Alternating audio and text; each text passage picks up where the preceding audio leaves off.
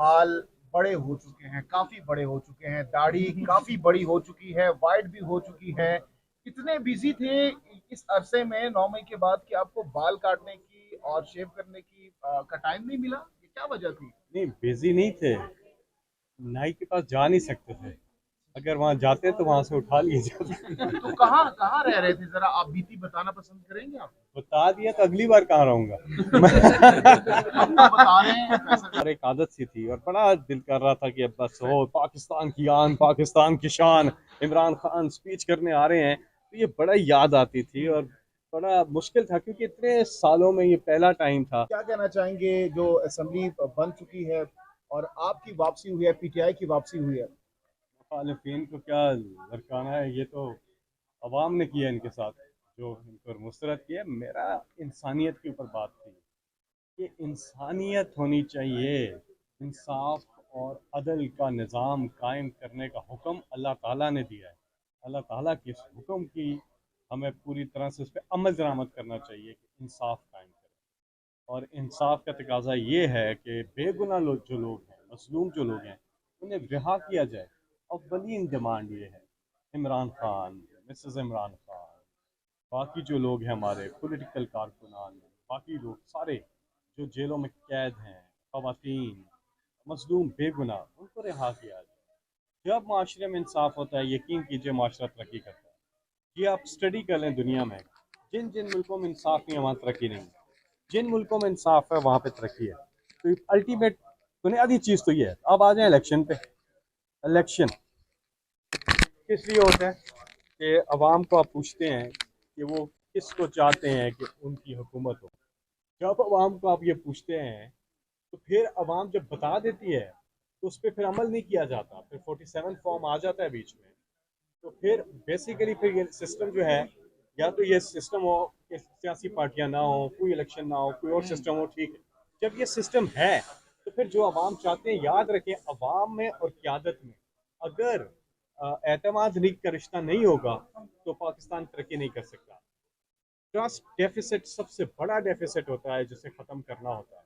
फिर बाकी डेफिसिट ख़त्म होते हैं, fiscal deficit, current account deficit, ये तब ख़त्म होते हैं जब ट्रस्ट डेफिसिट ख़त्म हो। ट्रस्ट डेफिसिट तब ख़त्म होता है जब जिसको वोट दिया वो आए और करे, फिर ट्रस्ट अच्छा। डेफिसिट ख़त्म होता है।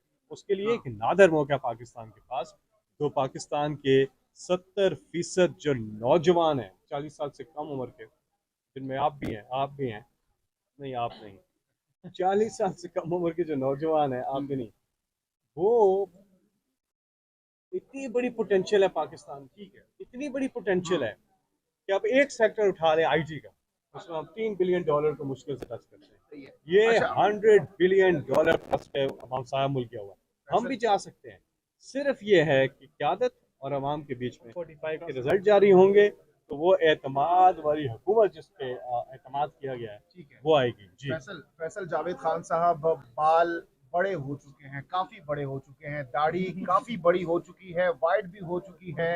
इतने बिजी थे इस अरसे में 9 मई के बाद कि आपको बाल काटने की और शेव करने की का टाइम नहीं मिला। ये क्या वजह थी? नहीं, बिजी नहीं थे। नाई के पास जा नहीं सकते थे। अगर वहां जाते तो वहां से उठा लिए जाते। तो कहाँ कहाँ रह रहे थे, जरा आप बीती बताना पसंद करेंगे आप? बता दिया तो अगली बार कहाँ रहूंगा। हम तो बता रहे हैं फैसल जावेद खान देखिए, साहब, आप तो मैं बता रहे हैं, अपने सब बता रहे सूबे हैं, हालात काफी साजगार हो चुके हैं। मैं अपने सूबे में था और वहीं से फिर मैंने अपनी बेल भी हासिल की, और प्रोटेक्टिव बेल जिसे राहदारी बेल कहते हैं, ट्रांजिट बेल, वो हासिल की खैबर पख्तूनख्वा। और माशाल्लाह खैबर पख्तूनख्वा में हैट्रिक होगी आज इमरान खान की, सबको बहुत मुबारक हो। ये होता नहीं है, आपको इस पता है दौरान केपी में। इस दौरान लेकिन जगह बदलते रहे या फिर एक ही स्पेसिफिक जगह पर ये तमाम तर अरसा आपने गुजारा? मैं मैं थोड़ा सा एक ही जगह पे ज्यादा टाइम गुजारा मैंने। हाँ। अच्छा, तो पहाड़ी वहाड़ी में गुजारते थे या फिर घर नहीं में? नहीं, इतना भी कोई पहाड़ी पहाड़ी पहाड़ी पे गुजारते थे, वो तो पहाड़ी पे नहीं गुजारे थे, लेकिन बहुत खूबसूरत इलाके हैं हमारे खैबर पख्तूनख्वा के। तस्वीर अच्छा। आपकी मुराद से साहब के साथ वो वो फेक है। फेक थी। हाँ, वो अच्छा, फेक है, वो दूसरा तो बताइएगा। देखते ही पता चल जाता है। ठीक है, दूसरा बताइएगा कि इस इलेक्शन में वो फैसल जावेद की उसमें गरजती दाढ़ी हुई उन्होंने सबकी दाढ़ियां लगा दी थी। अच्छा इस उस्मान पाक की एक पुरानी तस्वीर थी। अच्छा, किससे राब्ते में इस दौरान किससे राब्ता होता था आपका? राब्ता जी, किससे होता था? आपका मैसेज नहीं आया बस। अच्छा ये बताएं आपका कि इस नंबर ही इलेक्शन में फैसल जावेद की गरजती हुई आवाज़ बड़े जलसे में इमरान खान के साथ नहीं थी, फैसल जावेद रूपोश थे और इलेक्शन हो गया, कैसे फील किया? देखिए, मैं आपको बताऊं, 2002 की जो इलेक्शन कैंपेन थी, मैं खान साहब के साथ था। 2002 की बात कर रहा हूँ मैं। फिर 2008 में हमने बाइकआउट किया था। 2013 की इलेक्शन कैंपेन में हमने बहुत ज़बरदस्त जलसे किए थे खान साहब के साथ, जिसमें वो गिर भी गए थे खान साहब, आपको याद होगा, 7 मई को। और फिर हमने 2018 में आखिरी 10 दिन में 60 जलसे किए हैं। 10-15 दिनों में 60 जलसे किए थे। और इस बार खान साहब जेल में, और जलसों में बहुत ज़्यादा जो कमी महसूस की, लेकिन फिर डिजिटल भी किए और इमरान खान साहब की स्पीचेस भी चलाई। लेकिन ये है कि बहुत ज़्यादा मिस किया, क्योंकि मैं आपको बता रहा हूँ, सफ़र पुराना है और एक आदत सी थी, और बड़ा दिल कर रहा था कि अब बस हो, पाकिस्तान की आन, पाकिस्तान की शान, इमरान खान स्पीच करने आ रहे हैं। तो ये बड़ा याद आती थी और बड़ा मुश्किल था, क्योंकि इतने सालों में ये पहला टाइम था कि हम इलेक्शन कैंपेन में नहीं हैं। और ये बड़ा मिस किया उनको, लेकिन बाकी साथी जो कर सकते थे उन्होंने बहुत कमाल कैंपेन। लेकिन सबसे बड़ी बात ये है कि इसमें इमरान खान साहब कह रहे थे ना, कहते रहे इलेक्शन हो, हमें कैंपेन की भी ज़रूरत नहीं है। वो सच साबित हुआ कि देखें, मैं आपको बताऊं, लीडर बंद, पूरी लीडरशिप बंद, कैंपेन बंद, कैंडिडेट्स बंद, बल्ला बंद, इंटरनेट बंद, मोबाइल फ़ोन बंद, लेकिन कौम का जज्बा बुलंद। ये कमाल है। तमाम तर सीनियर क़यादत खोसा साहब, पार्लियामेंट में भी लॉयर्स वाली ड्रेसिंग है, कैसे फील कर रहे हैं बतौर MNA? अदालतों में भी यही ड्रेसिंग करके जाते हैं, तो वहाँ क्या फीलिंग्स होती हैं? हमारे लिए वहाँ भी एक अपना इंसाफ के मुतलाशी होते हैं। यहाँ भी हम अपने लिए नहीं, आम क्लाइंट के लिए नहीं, पाकिस्तान की आवाम के लिए इंसाफ के मुतलाशी है। देखें। अच्छा सर, ये बताइए कि स्पीकर अयाज सादिक सिलेक्ट हो गए हैं, क्या उम्मीदें हैं? देखें, बुनियादी तौर पर उनको 191 मिले हैं और हमें 91 मिले हैं। हमारे 100 अगर वो इधर कर दें तो हम 191 से जीते हुए हैं। बाहर ये सितम ज़रीफ़ी है।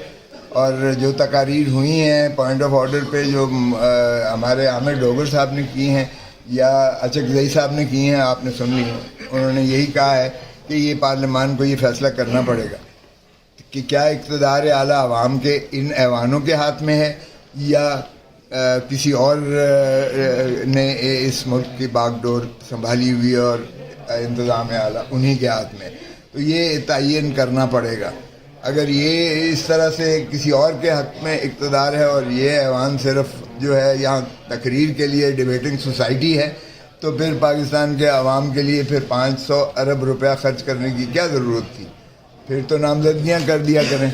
और अगर ये वाकई जमहूर का हक़ है, जमहूरियत का हक़ है, तो फिर जो है जमहूर की आवाज़ की ही ये मुतरज्जिम होने चाहिए और किसी और को मुदाखलत का हक़। सर, एक साइड से घड़ियाँ तो दूसरी साइड से जूते ले गए हैं, क्या कहेंगे? घड़ी तो मजाक करने वाली बात है, घड़ी किसी ने चोरी नहीं की है।